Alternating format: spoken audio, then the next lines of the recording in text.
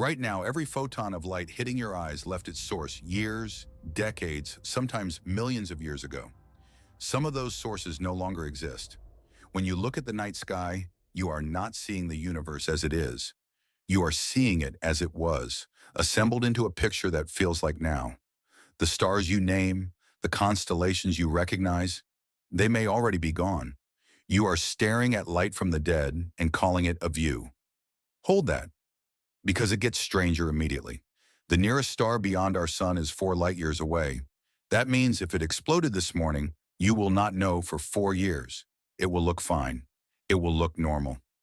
Right now, there may be catastrophic events happening in the universe that will never reach us in time to matter. The universe could be tearing itself apart in 1,000 directions, and from where you sit, everything looks calm. Your sense of cosmic safety is a lag, a delay. You are always living in old news. But here is where it stops being poetic and starts being a problem for your sanity. In 1931, a mathematician named Kurt Gödel proved something that broke the foundations of mathematics and quietly broke the foundations of everything else too.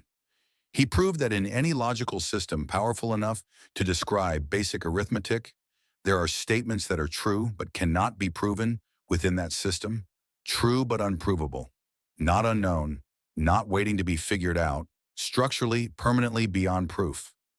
Truth and proof are not the same thing. They never were. We just assumed they were, the way you assume the floor will hold. Think about what that means outside of mathematics. If a system can contain truths it cannot prove, and your mind is a system, then your mind contains truths about itself that it cannot reach. Not because you haven't thought hard enough, because the architecture prevents it. There are things that are genuinely, objectively true about you that you are constitutionally incapable of knowing. And there is no workaround. Gödel didn't find a door that needs a better key. He proved the door doesn't exist. Now take a breath, because we're about to go further.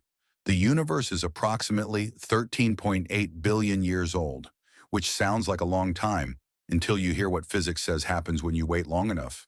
If the universe is infinite in size and current evidence suggests it may be, then matter arranged in finite combinations will eventually repeat, not metaphorically, literally. Every possible arrangement of particles that can exist will exist somewhere in an infinite space, which means right now at a distance so enormous it makes the observable universe look like a room. There is an exact copy of this planet, an exact copy of your city, an exact copy of the chair or floor beneath you, and sitting in that copy is an exact copy of you, watching this exact video, thinking this exact thought, with the exact same memories, the exact same face, the exact same feeling that they are the only one. You are not unique as a pattern. You are unique only as a location. And here is the version of that idea that keeps physicists awake. It's not a future possibility. In an infinite universe, it's happening right now.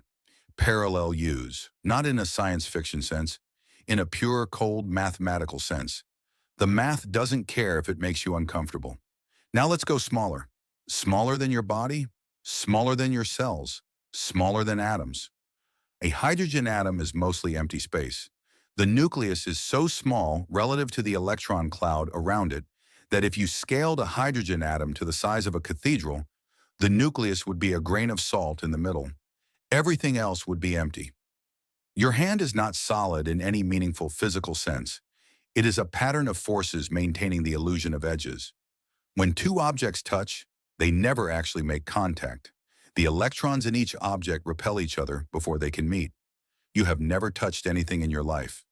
Every handshake, every surface you've pressed your fingers against, every time you thought you felt the ground beneath your feet, you felt the electromagnetic repulsion of electrons keeping a tiny distance. Physical contact is an electrical illusion your brain translates into the sensation of solid. Let that sit for a second. Then let this land beside it. The reason time moves forward, the reason you remember yesterday and not tomorrow, the reason cause comes before effect, is not a law of physics. It is an accident. The fundamental equations of physics work equally well in both directions of time. Run them forward, run them backward, they don't care. The arrow of time pointing from past to future exists only because the universe began in a state of extraordinarily low entropy, an extraordinarily ordered state, and has been spreading out into disorder ever since. Your memory, your aging, your sense of before and after, all of it rides on a statistical accident at the beginning of everything. If the universe had started differently, time might not have a direction at all. You would not experience sequence. You would not have a story. The story of your life exists because the Big Bang was tidy. Now here is the one that has no comfortable resting place. A physicist named Ludwig Boltzmann worked out the mathematics of entropy, the same entropy that gives time its arrow, and discovered something he found so disturbing that historians debate whether it contributed to his suicide. His equations showed that the most statistically likely way for a conscious brain to exist is not to grow slowly over billions of years of cosmic evolution. The most statistically likely way is for it to simply fluctuate into existence from random quantum noise, complete with false memories of a past that never happened, surrounded by a hallucinated world that doesn't exist. These are called Boltzmann brains. And the terrifying thing is not that they're theoretically possible. The terrifying thing is that there is no way to rule out that you are one. Every piece of evidence you could offer, your memories, your perceptions, your sense of continuity, would exist in exactly the same form in a Boltzmann brain that blinked into existence 3 seconds ago. There is no experiment you can run. There is no argument you can make. The possibility sits there, technically open, permanently undisposable. You can choose not to think about it, but you cannot logically eliminate it. Take a slow breath. We have 2 more. For centuries, mathematicians invented abstract structures purely for the beauty of it. Complex numbers, non-Euclidean geometry, group theory, topology, mathematical objects with no intended connection to physical reality built in the minds of people who were playing. Then physicists, sometimes decades or centuries later, discovered that these exact structures are what the universe runs on. Quantum mechanics is built from complex numbers. General relativity uses non-Euclidean geometry. Particle physics is organized by group theory. Structures invented in the imagination for no practical reason turned out to be the literal architecture of reality. The physicist Eugene Wigner called it the unreasonable effectiveness of mathematics, and he meant it was so unreasonable it should not be explainable. Why would abstract games played in human minds map onto the structure of a universe that existed long before minds? Either the universe is mathematical at its core, and minds are just slowly rediscovering its language, or mathematics is not invented, it is found. And if it is found, then where does it live? Where is the location of a mathematical truth that exists independently of any mind that thinks it? There is no agreed answer.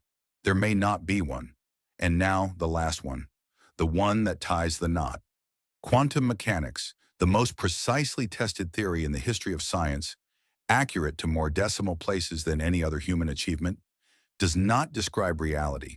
It describes the probability of what you will find when you look at reality. Before measurement, a particle does not have a definite position. It has a superposition of possible positions. The act of observation collapses the possibilities into a single outcome. This is not a gap in our knowledge that better instruments will fill.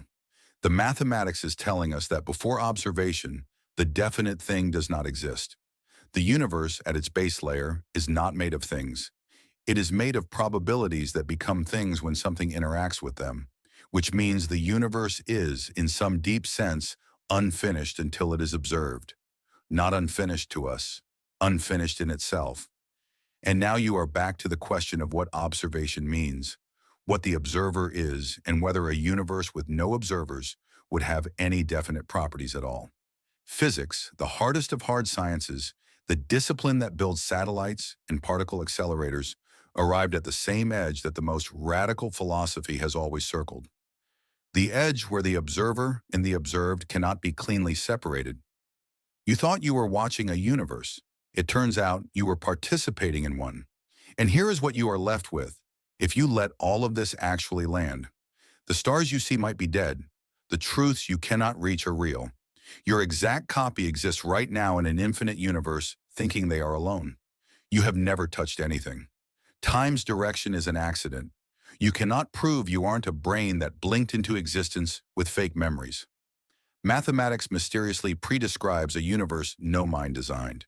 And reality at its deepest level is made of possibilities that collapse into facts only when something interacts with them. None of this was metaphor. None of it was poetry. Every single one of those statements is the current, tested, peer-reviewed scientific and mathematical understanding of the universe you actually live in. The world is not strange because we don't understand it well enough yet. The world is strange because we understand it well enough to see that strangeness goes all the way down. You will close this video in a moment. You will go back to a life that feels normal and solid and continuous. And it will feel that way because that feeling is load-bearing. You need it. But somewhere underneath the normal, the light from a dead star is still traveling toward you. The copy of you in an infinite universe is still there. The proof that can never be written still exists. And the particle that was a probability until it became a fact is still deciding right now, at the base of everything, what the next moment will be. You are not living in a strange universe. You are living in the only kind of universe there is. You just forgot to be stunned by it.